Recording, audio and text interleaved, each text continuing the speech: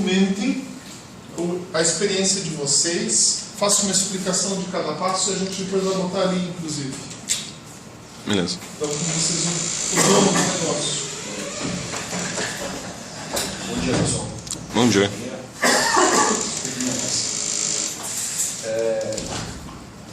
O que acontece? A gente acabou de colocar lá no Moodle então a versão para vocês baixarem, a versão Windows, versão Linux. Na verdade, qualquer uma das versões elas são multiplataforma, ou seja, a única diferença é que o Windows é um executável e o outro é um jar. Vocês podem executar o jar no Windows se vocês preferirem, não tem problema. Tá? O que acontece? Esse executável aqui, ó, ele vai ter os dois executáveis para instalar. Basicamente ele já tem um instaladorzinho. Deixa eu ver aqui. Deixa eu mostrar o instalador para vocês. Está no mudo já.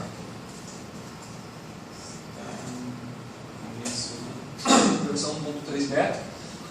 Tá, então só um tutorialzinho. Eu quero explicar para vocês aqui isso aqui. Tá? Então o conceito da ferramenta é uma ferramenta para poder executar processos que vocês vão desenvolver ou processos que já estão desenvolvidos, seja localmente ou remotamente. Então, a biblioteca em si ela tem 1 mega e pouco, só que o tamanho dela aumenta por causa das bibliotecas que a gente está usando ou que a gente disponibiliza.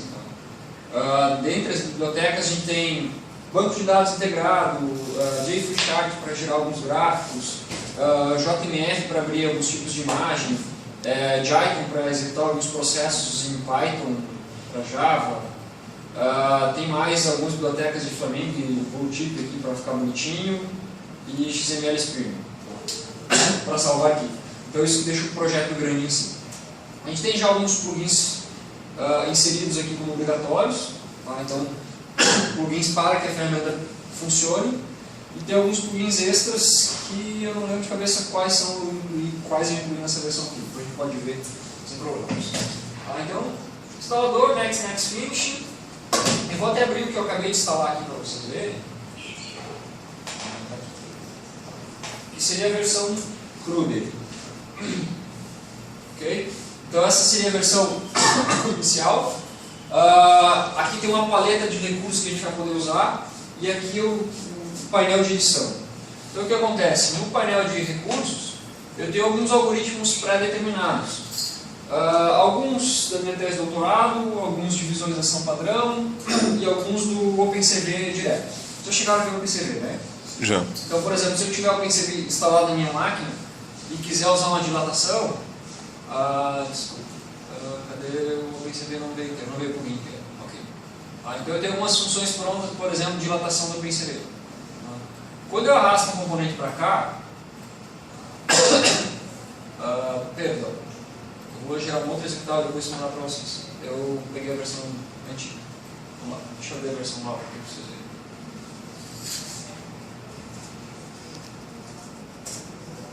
Só porque tem alguns recursos só mais fácil de visualizar.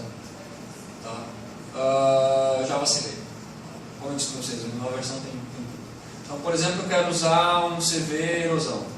CV erosão. Então, quando eu arrasto um componente para cá, essa aqui é a identificação de um componente qualquer. Tá?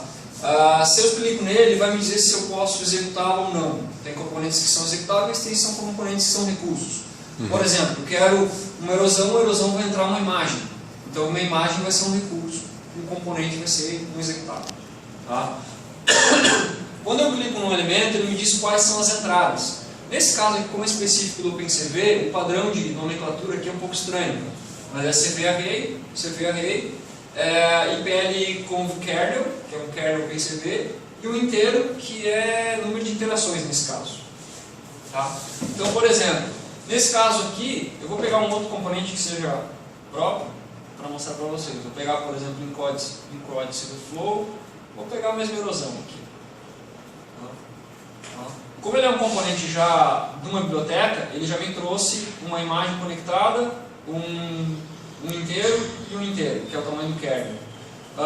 Se não tivesse conectado, eu posso arrastar todos os componentes de uma aba, por exemplo, input. Imagem, tem aqui uma imagem, long inteiro, big int ou small int. Tá? Então, por exemplo, esse componente aqui eu vou selecionar uma imagem qualquer. Uma imagem bonitinha aqui. Não tenho nem ideia que imagem é essa. Tá. Peguei uma imagem. Número de interações, vou botar aqui 5 interações com kernel de 3x3. Tá?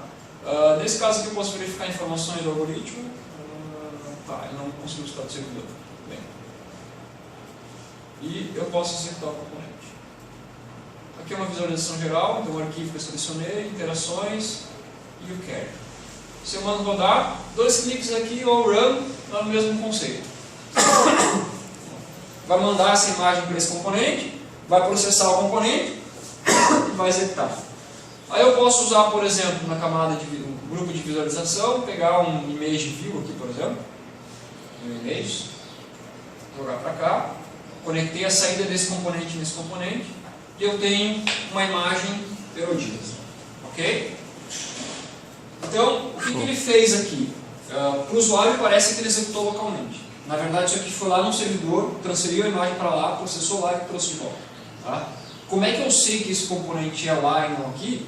Porque eu desenvolvi ele, senão o usuário não saberia. Então essa é justamente a ideia da ferramenta. O usuário não sabe aonde vai ser executado, ele sabe que precisa executar alguma coisa. Ok? Então ele vai executar uma erosão. Nesse caso aqui eu tenho uma biblioteca conectada. Quando vocês instalam a ferramenta, vocês não têm uma conexão com o servidor. Então a gente cria uma conexão com o servidor. Eu tenho 2 maneiras aqui de me conectar com o servidor. Eu posso me conectar diretamente a um servidor. Tá? Sempre que eu me conecto, ele guarda os componentes, os servidores que eu me conectei. Nesse caso aqui, eu estou me conectado nessa neurônio, que é um servidor aqui dentro da UFSC. Tá? Tá uma porta externa, então vocês vão conseguir acessar de casa tranquilamente. Tá? A porta padrão que a gente usa é 50.230, porque a UFSC restringe portas baixas, então a gente usa uma porta alta. Tá?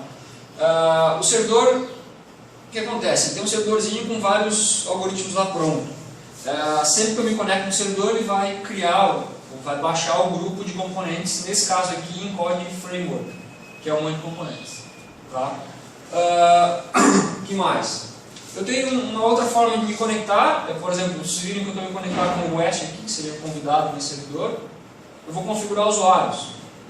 Tá? Então eu tenho um usuário cadastrado que se chama Guest. Vocês podem cadastrar o usuário Guest, seria Guest, usuário Guest. Ele vai automaticamente se conectar num servidor, aquele 150.62.162.1, que é o que a gente chama de neurônio. Tá? Então o que acontece? A própria ferramenta, quando ela inicia, ela vai lá no servidor, nesse servidor neurônio, que tem um servidor de indexação. Então ele procura quais servidores dessa ferramenta estão ativos. Ou seja, cada servidor que se levantou, ele se registra num servidor de indexação. Então esse servidor de indexação verifica. O usuário é Guest, assim é Guest, tu tem permissão de acessar tal máquina, então se conecta direto naquela máquina, tu tem permissão. Tá? Nesse nosso caso do cenário, tanto o servidor de algoritmo quanto o servidor de indexação são a mesma máquina. Mas se tu levantar qualquer máquina de servidor em outra universidade ou outra máquina, ela vai estar tudo centralizado por esse servidor de indexação. Ok? Então, a primeira coisa que vocês fazem, cadastra o usuário Guest, senha Guest. Quando eu levantar a aplicação de novo, já vai ter sempre conectado. Tá? Então, quando eu estou conectado na neurônio, por exemplo, vocês têm esses algoritmos aqui. Tá?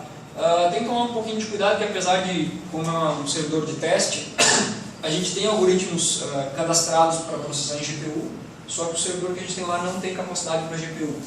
Tá? Então, ele, apesar de ele estar cadastrado e marcado com GPU, se tentarem rodar ele, vai dar erro.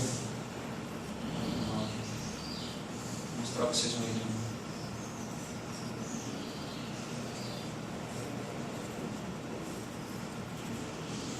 Vai carregar, fazendo o upload da imagem, vai rodar lá, ele vai ter que virar um erro.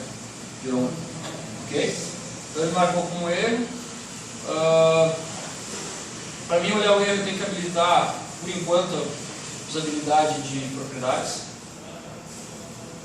Aí ele apareceu aqui as propriedades.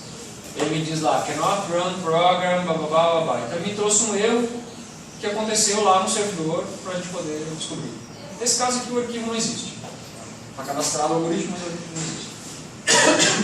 O que acontece? Eu estou rodando remotamente, eu quero integrar isso com um algoritmo meu, ou mesmo com outro algoritmo primeiro. Por exemplo, eu fiz uma erosão nessa imagem, agora eu quero fazer uma dilatação nela. Então, por exemplo, eu vou pegar a dilatação, vou arrastar uma dilatação, em vez de pegar uma outra imagem de entrada, eu quero pegar esse componente aqui e apagar, e eu quero conectar essa imagem erodida nesse componente para fazer dilatação. Então eu fiz uma erosão, essa é a minha erosão, agora eu quero fazer uma dilatação nessa imagem. Então eu dilato ela, fiz só uma interação, não vai dar para enxergar muita coisa. Vou pegar só um outro componente de visualização aqui para a gente adicionar, poderia ter o mesmo, não tem problema.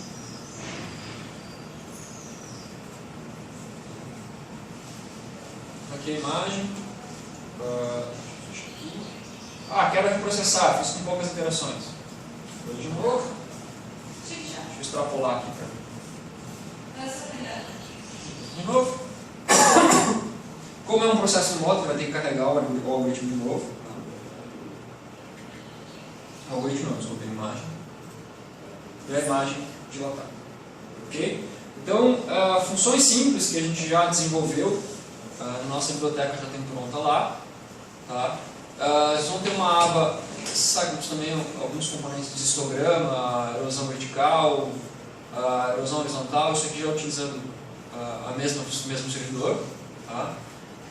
E tem esse JavaCV, que é uma integração local com o OpenCV. A única questão é que a imagem aqui é uma coisa e o OpenCV usa IPLimage, ou vetor de array.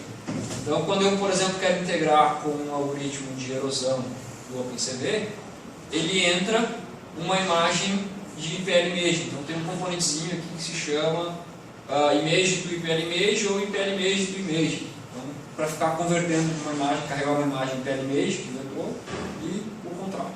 Tá? Então, se eu sair de uma dilatação e quero conectar no OpenCV, eu tenho que transformar essa saída de imagem no IPLimage para ele poder entrar aqui.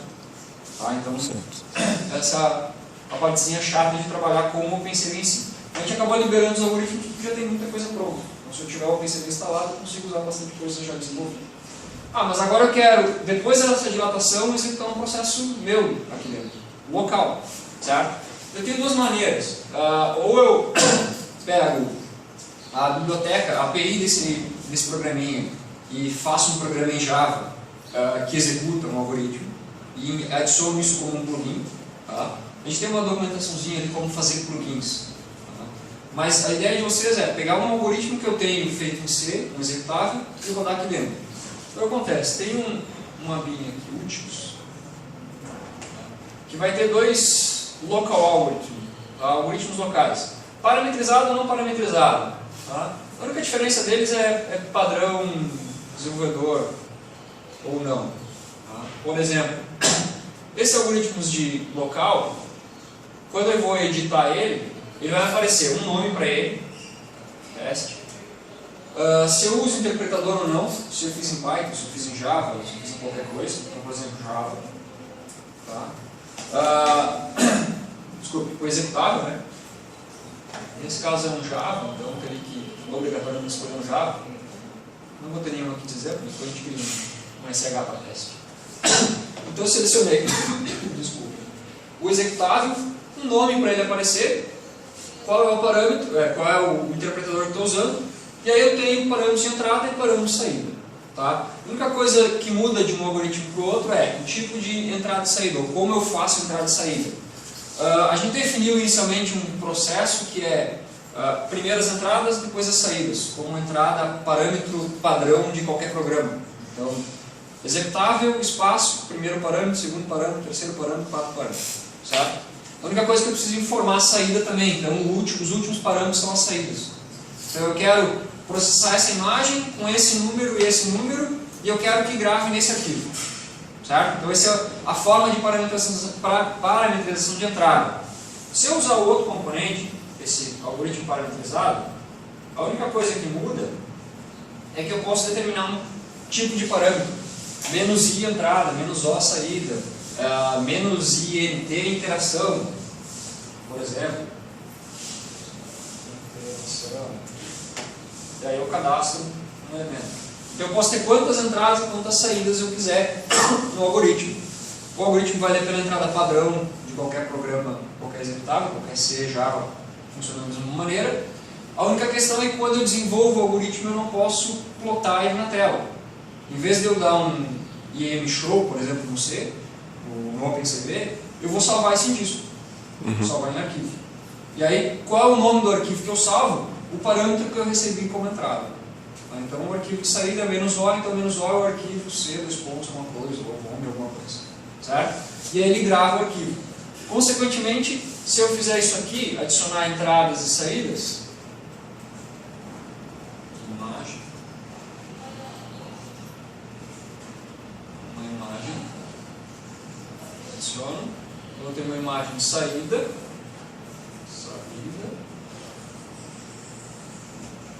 adiciono, então eu tenho duas entradas e uma saída.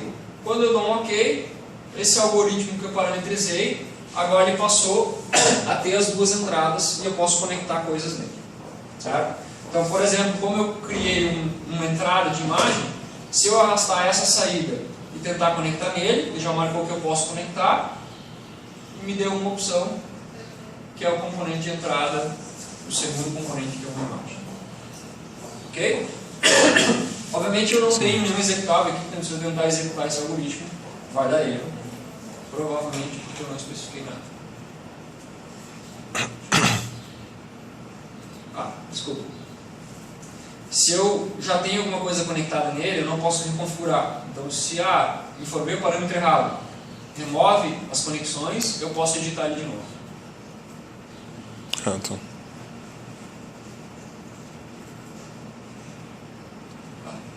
Eu só vou forçar um erro aqui para a gente poder ver se está gerando o log certinho. Imagem de entrada, eu preciso mais um inteiro, posso usar isso aqui mesmo.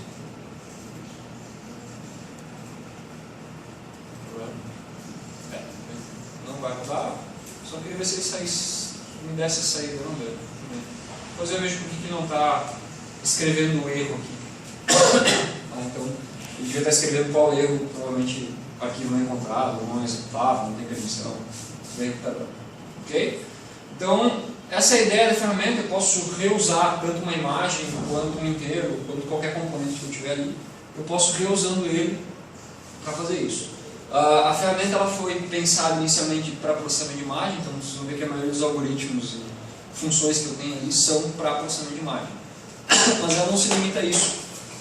Por exemplo, eu estou usando aqui processamento de radar, que é o caso da minha tese de doutorado, que a gente usa para ler um arquivo de radar, faz um pré-processamento e mostra um volume 3D, por exemplo.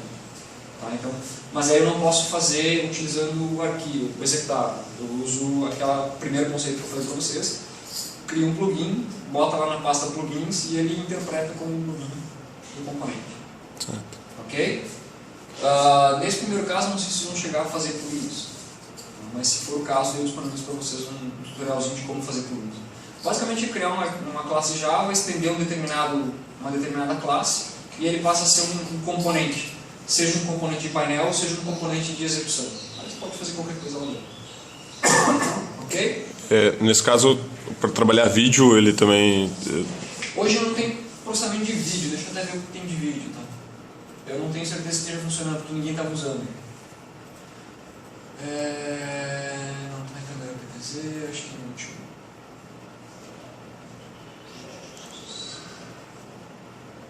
Eu tinha alguma coisa de vídeo, mas não sei se está aqui. Tá? Não está. Eu acabei tirando porque ninguém estava usando. Tá, mas não teria problema então de trabalhar vídeo, teoricamente? Teoricamente não. Só teria que fazer o stream do vídeo para o servidor, então, por exemplo? Note que o servidor ele não necessariamente vai processar o vídeo, ele vai processar a imagem do vídeo. Eu pegaria um frame e mando um frame. Mais um frame, mando um frame. Tá, faria um... Obviamente isso não é desempenho para processamento de vídeo. Por isso que a gente não tem nenhum exemplo disso. Tá? Mas eu poderia fazer isso tranquilamente. Fazer um componente onde eu pego um frame da imagem, essa imagem salva e manda para um segundo componente. Tá? Eu até tenho um componente deste, só não está aqui. Tá? Tem que dar uma olhada. Que é abrir o vídeo e aí ele fica... Cada vez que eu clico nele, ele pega o próximo frame. Pega o próximo frame. Pega o próximo frame. E aí eu posso processar um ciclo de execuções. E eu vou salvando ele num repositório de imagens. Assim, vai guardando imagens, N imagens que eu quiser. Eu determino quantas eu quero que ele salve. Tá? Deixa eu dar uma olhada, deixa eu ver se eu acho.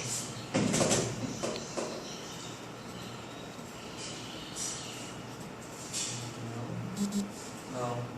Depois eu confiro lá, mas acho que eu tirei o componente justamente que a gente estava usando.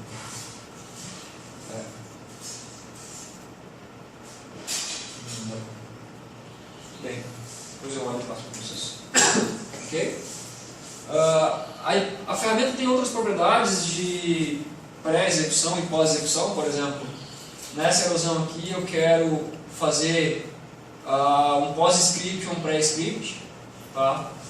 Por exemplo, depois que ele executar, eu quero salvar o resultado em banco de dados. Eu posso integrar isso com o banco de dados.